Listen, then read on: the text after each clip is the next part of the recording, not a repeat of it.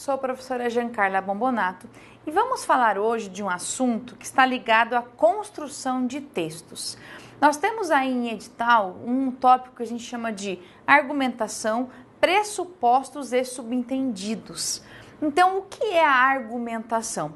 A argumentação não é simplesmente apenas dar opinião. Pense assim, nós temos argumentação e temos argumentos. Cuidado que são coisas muito parecidas, mas elas têm um pouquinho de diferença. A argumentação, ela está ligada à construção de um texto. Então, a forma como um texto ele é construído é a argumentação que a gente usa. Por exemplo, quando você vai escrever um texto, você escolhe como você vai começar, se você vai usar uma retrospectiva histórica, se você vai fazer uma analogia, que é uma comparação, se você vai simplesmente começar com um conceito, se vai usar exemplos, se não vai, se vai usar uma contra-argumentação. Então, tudo isso é o que a gente chama de argumentação, a construção de um texto. Então, o texto ele é construído sempre com uma intenção. E a forma como você encaixa as frases, como você pensa nos parágrafos, primeiro parágrafo, segundo, terceiro, tudo isso é argumentação. Muitas vezes fica muito escancarada a construção, outras vezes não. Então você tem que ter esse cuidado de entender que a argumentação se dá pela construção de um texto e o que vai influenciar, está realmente que importa bastante é porque a argumentação favorece a progressão textual. Por exemplo, você faz uma redação e você vê que a redação, você fica lá enrolando, faz um parágrafo, faz o segundo, no final você não diz nada praticamente. Quer dizer, não houve progressão, porque você não conseguiu estruturar uma argumentação convincente.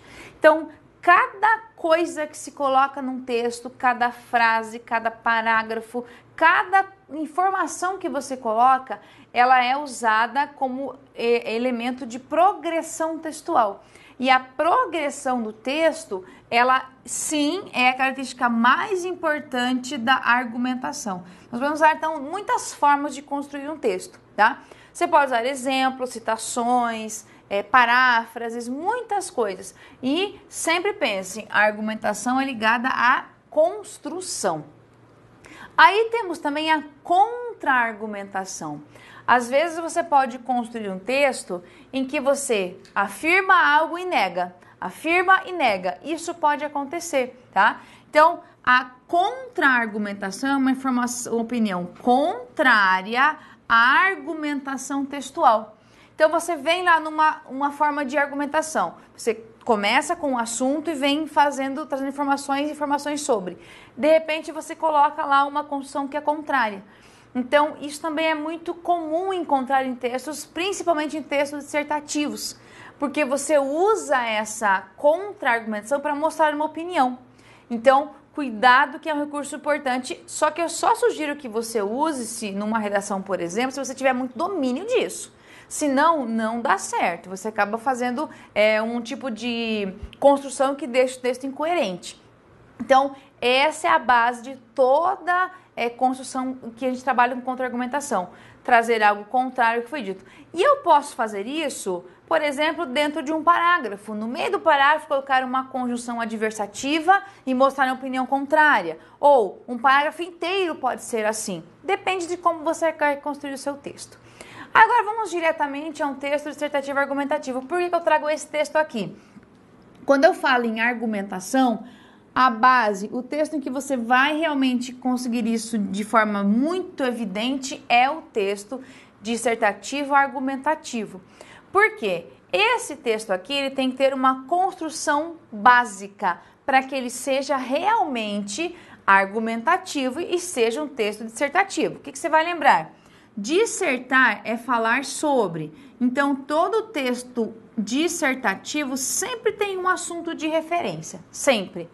E quando eu falo em argumentativo, é porque você vai ter o que aqui?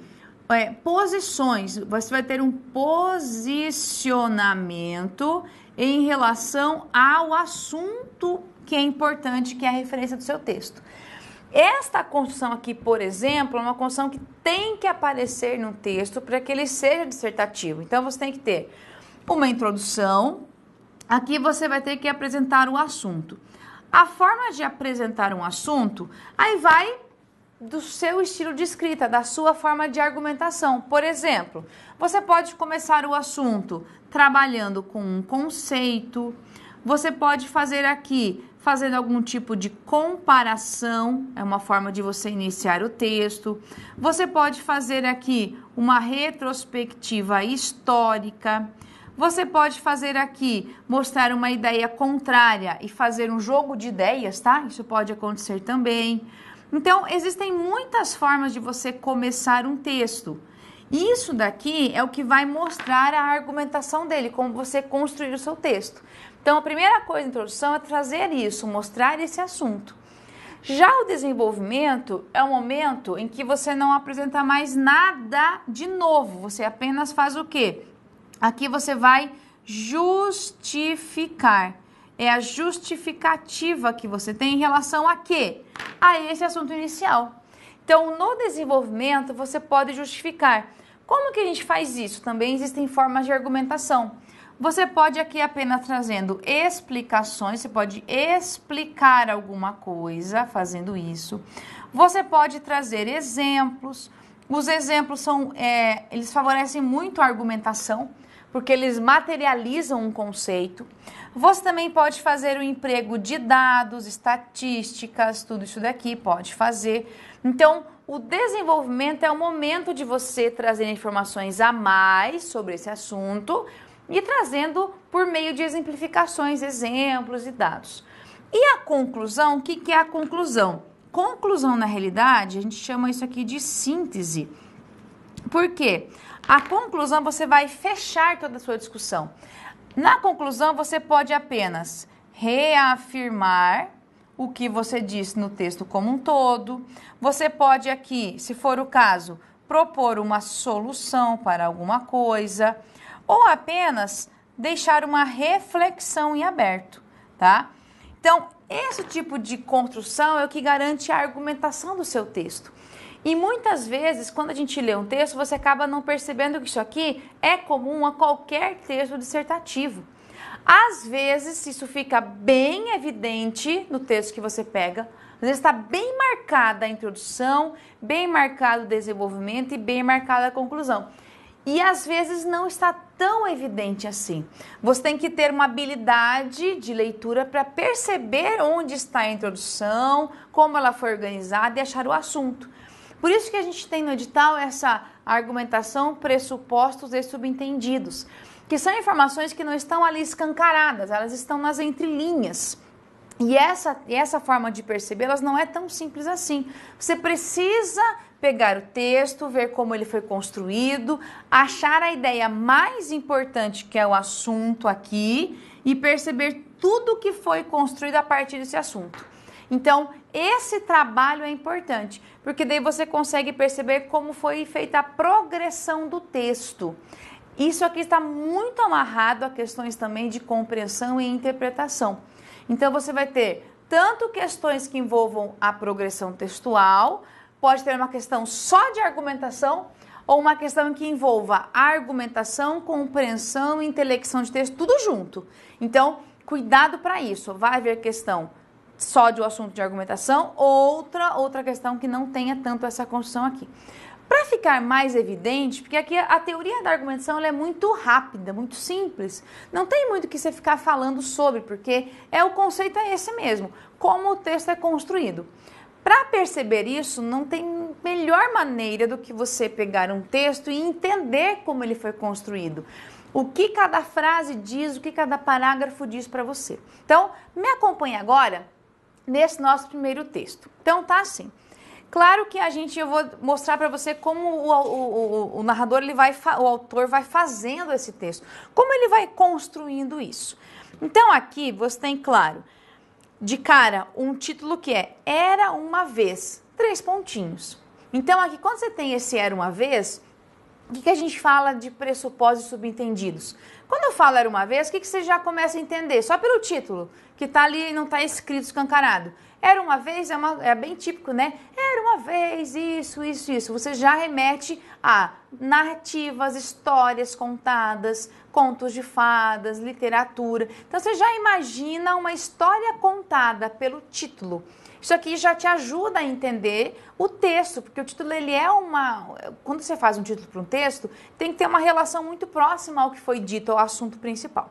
Agora, vamos verificar como a construção do texto foi feita. Me acompanhe lá. O texto começa assim. As crianças de hoje parecem nascer já familiarizadas com todas as engenhocas eletrônicas que estarão no centro de suas vidas. Jogos, internet, e-mails, músicas, textos, fotos. Tudo está à disposição a qualquer hora do dia e da noite, ao alcance dos dedos. Aqui você pode perceber que eu não tenho assim um assunto bem evidente ainda. Essa primeira parte, qual é? Vamos fazendo juntos aqui para você perceber como o texto foi organizado.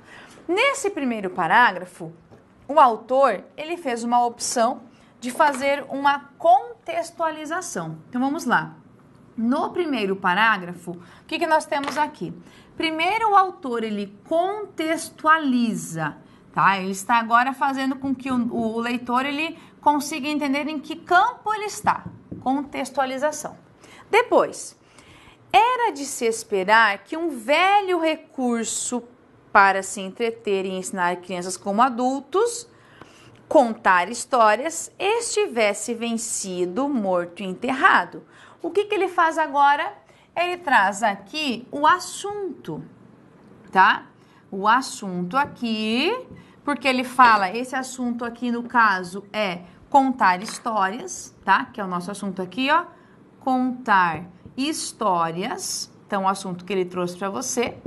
E veja que ele começa assim para você, ó. Era de se esperar que um velho recurso é assim, assim, assim. Aí tem um conectivo bem importante. Lê do engano. O que ele faz aqui? Ele quebra com a expectativa do que vinha sendo dito, tá? Quebra com a ideia inicial.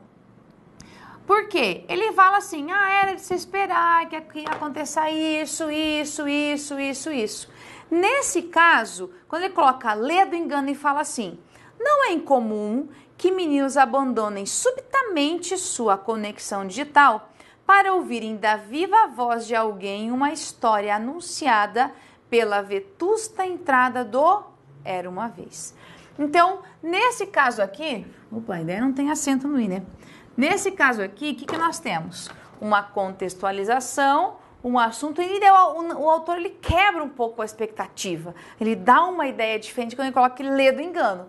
Então, ele faz o quê? Constrói de uma certa forma para amarrar o leitor. A ideia da argumentação de um texto que tenha progressão, ele tem que envolver o leitor de tal forma que você queira ler o depois, tá? Então, ler um texto quando ele está bem articulado, com progressão, é que você leu, aí eu quero ler a frase seguinte agora para ver o que vai ser dito.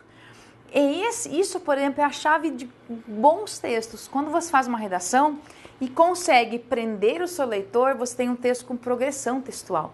Prender o leitor, amarrar, fazer com que ele queira ler depois. É essa a chave de um bom texto. Beleza. Segundo parágrafo que nós temos. Então, o autor já apresentou aqui toda a parte inicial. Beleza. Ele já falou de contar as histórias. E ele termina ainda aqui no final com o que ele trouxe no título. Com o Era Uma Vez. Então, ele já terminou o parágrafo inicial com uma reafirmação do título, tá? Beleza. Nas narrativas orais, o que é narrativas orais? Aí ele pega o assunto, contar histórias, traz de volta aqui, ó. Nas narrativas orais, ele pega esse assunto aqui e agora especifica, né, ó. Ele pega o assunto e ele especifica, porque no texto original era contar histórias. Aqui eu tenho narrativas orais, ele já começa. Nas narrativas orais, talvez o mais antigo e proveitoso deleite de nossa civilização, a presença do narrador faz toda a diferença. Como que ele especifica aqui? Ele vai especificar que nesse contexto de contar histórias existe o narrador E ele mostra que a presença dele é essencial, é isso que ele fala. Aí, faz toda a diferença. A partir deste segundo período, agora é que ele vai explicar o porquê disso. Que ele só traz um argumento, ó. Nas narrativas orais, a presença do narrador faz toda a diferença. Aí ele coloca agora, depois disso, e fala assim: as inflexões da voz, os gestos, os trejeitos faciais, os silêncios estratégicos, o ritmo das palavras, tudo é vivo, sensível e vibrante. A conexão se estabelece diretamente entre as pessoas de carne e osso. A situação é única, os momentos decorrem em tempo real e bem marcado. O ouvinte sente que o narrador se interessa por sua escuta. O narrador sabe-se valorizado pela atenção de quem o ouve. A narrativa os une como num caloroso laço de vozes e de palavras. Então, tudo o que ele faz? Ele pega o assunto de volta, especifica o narrador e ele justifica. Por que o narrador é tão importante? Ele justifica isso e ele estabelece uma relação entre quem? Entre o narrador, que vai contar a história, e ouvinte, aquele que vai fazer parte de toda a história. Então, olha o que ele faz agora. Ele vai amarrando uma informação à outra. Sequencialmente, ele coloca agora assim: as histórias clássicas ganham um novo sabor a cada modo de contar, na arte de cada intérprete. Agora, olha só, nesse terceiro parágrafo, o que ele faz agora? Ele já não vai, aqui ele pegou o assunto contar histórias. Olha só como a cadeia coesiva que é feita nesse texto. Ele pega o assunto contar histórias. Desse contar histórias, ele vai para o quê? Para o narrador, especifica que é narrador. Agora, a partir disso, ele começa de novo com a ideia do narrador, olha só. Ele traz aqui de novo agora o narrador e fala assim, que ele fala na arte de cada intérprete. Aí ele fala que o narrador, ele é um intérprete, ou seja, existe agora mais uma característica do narrador. Então ele parte dessa noção aqui para essa daqui, ó. Veja que é uma cadeia coesiva. Uma informação está amarrada à outra e vai especificando a outra.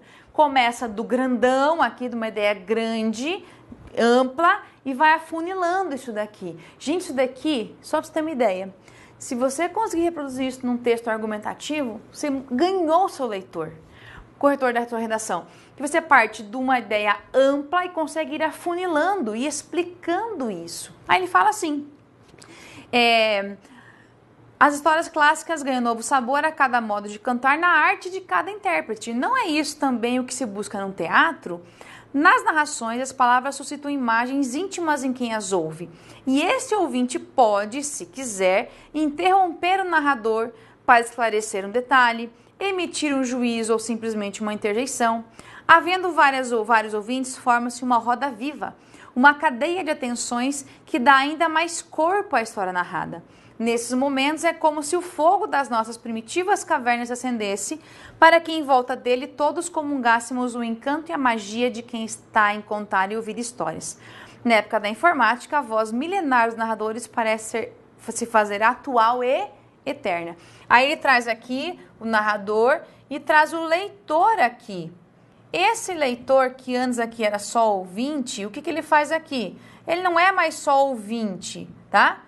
Por quê? Na narrativa, esse leitor ouvinte, ele faz parte, tá? Ele pode emitir juízo de valor na condição de histórias, ele pode conversar com o narrador, ele pode dar a sua opinião. Então, ele não é mais simplesmente passivo, ele também age aqui, ele é ativo também. Então, todo o texto ele está defendendo a ideia e ele finaliza, né? A última informação é que a presença, essa junção de narrados, né, os narradores, ele fala que a presença dele é atual e eterna. Claro que a argumentação se baseia de que maneira? Eu tenho um texto em que o autor vai defender a importância do narrador, a importância de contar histórias, é isso que ele faz. Ele defende isso de todo, do começo ao fim. Pode perceber que o assunto principal aqui, ele vai se desenrolando de tal forma em que contar histórias é feito de maneira positiva, mesmo num momento em que há tanta coisa longe, né, que ele fala assim, tantas minhocas eletrônicas, jogos, internet, sei lá, a simples ação de contar histórias, de ser alguém que narra, alguém que interprete, ainda é atual e é eterno, ele fala isso. Então ele vai construindo aqui, ó, parte de um assunto grandão, contextualiza, traz o assunto, quebra com a expectativa, rompe a expectativa e daí, a partir do segundo, ele vai justificando tudo o que foi dito no começo. Perfeita construção, a progressão que eu tenho de texto. Isso aqui é o que eu tenho de argumentação. Eu percebi, aí a gente fala dos subentendidos, eu posso perceber que, nesse caso aqui, o autor do texto, ele acredita que o narrador é algo essencial e que a contação de histórias ainda é importante e ainda está viva em muitos momentos. Então essa é a minha ideia. Agora, vamos para a questão. Ele fala assim para você, me acompanhe agora. O recurso da progressão de elementos com o fito de dar força a um argumento é utilizado pelo narrador no interior mesmo do seguinte segmento. A ideia é o recurso de progressão em que ele quer dar força a um argumento. Vamos lá, na primeira. As crianças de hoje parecem nascer já familiarizadas com todas as engenhocas eletrônicas que estarão no centro de suas vidas. Isso aqui é simplesmente a gente já viu, é uma contextualização. Pronto, não é nada em relação à argumentação. B. A conexão se estabelece diretamente entre pessoas de carne e osso. A situação é única, os momentos decorrem em tempo real e bem marcado. Opa, você percebeu aqui que essa frase é muito forte e traz a ideia de que a relação narrador e leitor ele é muito forte. Então, guarde a letra B. C. O ouvinte sente que o narrador se interessa por sua escuta. É uma informação importante, mas secundária, tá? O mais importante é a presença do narrador e essa construção de diálogo que existe, não só de um ouvir o outro.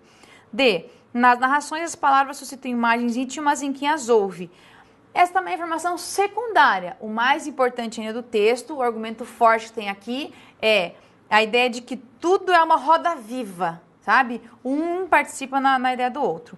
E, nesses momentos, é como se o fogo das nossas primitivas cavernas acendesse. Aqui, na verdade, pega uma retrospectiva histórica, só para justificar a importância do narrador, que hoje ele faz, mesmo com tanta tecnologia, ainda se faz parte. Então, a letra B realmente é a parte mais, o que reproduz a progressão do texto e traz essa ideia de que o texto ele foi construído para mostrar a importância que existe numa contação de histórias, a relação que existe entre quem narra e quem ouve. Não é simplesmente ideia passiva ou ativa, os dois participam, os dois interagem, e essa interação é o que trabalha no texto aqui. Claro que não é tão simples de perceber isso, tem que ter um cuidado de ler o texto e entender como o autor construiu esse texto. E isso vale para um texto grande, um texto menor, qualquer tipo de texto. Olha o segundo texto que nós temos aqui, é um texto pequenininho, ó. De cima, a água laranja do Rio Doce parece estática. Ponto. Beleza. A lama de rejeito se move a cerca de 1,2 km por hora desde o dia 5, quando aconteceu a tragédia, e vai percorrer toda a calha de 853 quilômetros entre o município de Rio Doce, em Minas, até Regência, vila do município de Linhares, Espírito Santo, onde encontra o Oceano Atlântico. A expectativa é que a onda atinja o oceano neste fim de semana, levando mais problemas de abastecimento às cidades capixabas. Aqui você tem o seguinte, a primeira frase é, de cima, a água laranja do Rio Doce parece estática. O que acontece aqui? Eu estou observando uma cena, tá? A ideia é essa. A lama de rejeito se move. Agora estou explicando o que é essa água laranja, né? Porque primeiro tem aqui a água laranja, pronto, tá ali. Agora, a lama de rejeitos. Então, a primeira frase é como se fosse uma constatação. Da segunda frase em diante, aí estou descrevendo, explicando o que é essa água laranja do Rio Doce, que parece estática. Agora, olha as opções da questão que ela te traz. Ela fala assim para você, ó. Segundo a classificação de tópico frasal e desenvolvimento de parágrafo proposta por Garcia, a construção desse parágrafo dá-se respectivamente por Aí ele coloca lá, alusão histórica. A alusão histórica é quando se faz uma retrospectiva histórica. Não tem nada de histórico aqui. Omissão de dados identificadores e analogia. A analogia é quando se faz uma comparação, tá? Eu não tenho uma comparação aqui. Você pega dois momentos que são diferentes e aproxima. Não tem aqui. Declaração inicial, tem uma declaração inicial e uma descrição de detalhes. Eu estou explicando o que é aquela água laranja lá que ele fala. Definição, não estou definindo nada. Razão e consequência também não. Divisão e exemplos, não. Então, veja que na letra C, o que você tem? Uma declaração inicial, que é uma constatação, e a partir do segundo parágrafo, que nós temos ali? Uma descrição. É uma lama de rejeitos, assim, assim, assim, assim. Então, pela argumentação, você tem primeiro uma declaração inicial, uma constatação, e depois uma descrição em relação ao que foi dito anteriormente. Por isso, a letra C é a mais adequada como resposta aqui. Legal? Vamos agora para o próximo texto. Aqui, a questão, olha o que ela faz. De acordo com o texto, a afirmativa correta é: na questão, a banca pega cada parágrafo e faz uma afirmativa sobre eles, tá? Aí você tem que encontrar em qual assertiva realmente a informação é a mais adequada. Mas vamos primeiro, então, entender como o texto foi construído. Isso é importante você perceber. Então, vamos lá. Escola de Bentivis. É o título. Escola de Bentivis, tá? O título é um pouco estranho, né? Mas escola. O que você remete à escola? Vamos lá. O que está subentendido com a palavra escola? Com a palavra escola, eu já entendo que numa escola alguém ensina e alguém é ensinado, tá? Então, já entendo que existe uma ideia subentendida de escola, que alguém ensina, alguém é ensinado.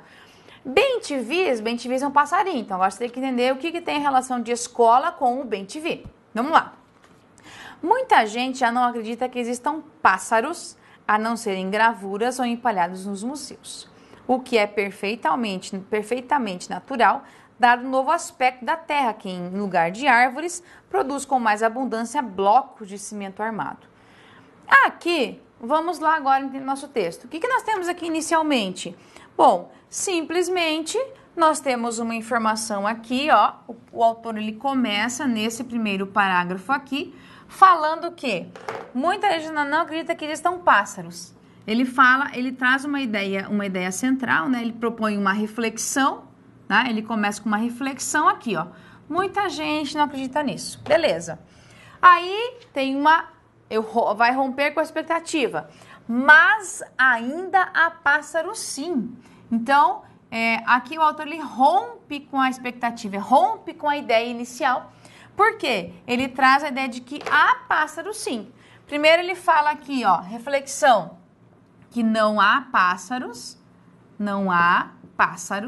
tá? Muitos acreditam que não há pássaros. E depois ele fala, mas, olha a presença do mas aqui, mas há pássaros sim, tá? Então ele rompe com o que foi dito anteriormente. Existem tantos ao redor da minha casa que até agora não tive, nem creio que venha a ter, tempo de saber seus nomes, conhecer suas cores e entender sua linguagem. Porque, evidentemente, os pássaros falam. Há muitos anos, no meu primeiro livro de inglês se lia: dizem que o sultão Mahmud entendia a linguagem dos pássaros. Então, a pessoa ela rompe, fala aqui, assim, pássaros. E daí agora aqui, a partir disso ele vai explicando que rompeu com o que foi dito antes, e agora ele faz uma afirmação, tá? Faz uma afirmação de que existem pássaros e, além de tudo, há uma diversidade de pássaros, aqui, tá? E uma informação importante, ele fala assim que, evidentemente, os pássaros falam. Pronto, traz isso daqui. Quando ele coloca os pássaros falam, ó, é uma informação importante. Então, ele vai construir assim com você, ó. Começa com uma reflexão, rompe e faz. Tem sim, os pássaros falam. Aí, continuando, ele fala: quando ouço um gorjeio nessas mangueiras de ciprestes, logo penso no sultão e nessa linguagem que ele entendia. Fico atenta, mas não consigo traduzir nada. No entanto, bem sei que os pássaros estão conversando. Então, esse segundo parágrafo, o que ele faz? No segundo parágrafo que nós temos aqui, ó, segundo parágrafo, o texto ele vai o quê? explicar ou vai reafirmar, digamos, reafirmar a ideia de que os pássaros falam. Então, estou fazendo um encadeamento de informações. Depois, o papagaio e a arara, esses aprendem o que lhe ensinam e falam como doutores. E ao bem-te-vi, que fala português de nascença, mas infelizmente só diz o próprio nome, de certo sem saber que assim se chama. Então, nesse terceiro parágrafo, o autor ele apenas traz alguns exemplos de pássaros, na mesma perspectiva de que eles também falam, é isso que ele faz. Os pais e professores desses passarinhos devem ensinar-lhes muitas coisas, a discernir um homem de uma sombra, sementes e frutas, os pássaros amigos e inimigos, os gatos, principalmente os gatos, mas a instrução parece que é toda prática e silenciosa, quase sigilosa, uma espécie de iniciação. Quanto ao ensino oral, parece que é mesmo só bem-te-vi, bem-te-vi, que uns dizem com voz rouca, outros com voz suave, e os garotinhos ainda meio hesitantes, sem fôlego para as 3 sílabas. Então, o que nós temos aqui? Nesse quarto parágrafo, aqui ela apenas vai falar da ideia da escola, que a gente trouxe lá no título, né? De que existem os pais que ensinam os filhos, os passarinhos pais e os passarinhos filhos, nesse sentido. Agora, vamos lá. De acordo com o texto, a afirmativa correta é A. O último parágrafo aborda uma instrução toda prática e silenciosa, de modo semelhante ao que ocorre costumeiramente, ou seja, as gerações mais velhas são incumbidas de transmitir conhecimentos úteis aos mais novos. Na realidade, aqui nessa construção, o que ele faz? Ela fala de uma forma genérica de que os pais e professores ensinam alguma coisa a eles, realmente. O último parágrafo fala isso, da ideia de educação. Olha a palavra escola no início, que ele trouxe no título, ele vem reforçado aqui. E a ideia é essa, de que existe uma instrução prática e silenciosa. Então, a letra A está bem legal, vamos ver a B. No terceiro parágrafo, a referência ao papagaio e a arara, que falam como doutores, vem reforçar a noção de que essas duas espécies, como representantes da fauna brasileira, são superiores aos simples bem-te-vis. Não, né? São só exemplos. Então, não tem nada aqui, tá? Só exemplo. C. A forma como a autora reproduz o primeiro parágrafo que consta no livro de inglês, dizem que o sultão Mahmud, não deixa dúvida de que, segundo a narrativa, esse sultão realmente conseguia entender a linguagem dos pássaros? Não, né? Dizem que o sultão entendia. Dizem, quer dizer, pode ser que isso aconteça. Na D. No segundo parágrafo, é possível perceber que a autora também conhece, com atenção e algum esforço, comunicar-se com os pássaros. Veja que ela fala, quando ouço um gorjeio, logo penso no sultão, fico atenta, mas não consigo traduzir nada. Então, não entendi nada. Letra E, a autora confessa no primeiro parágrafo que não tem interesse, não, né?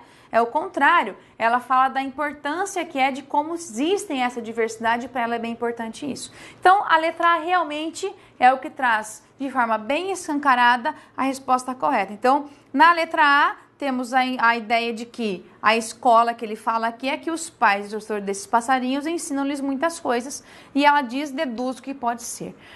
Então, a argumentação é o quê? Como o texto é construído. Não é tão simples perceber isso. Aí a sua prática de leitura, a diversidade de textos é importante. Não ler apenas o mesmo tipo de texto.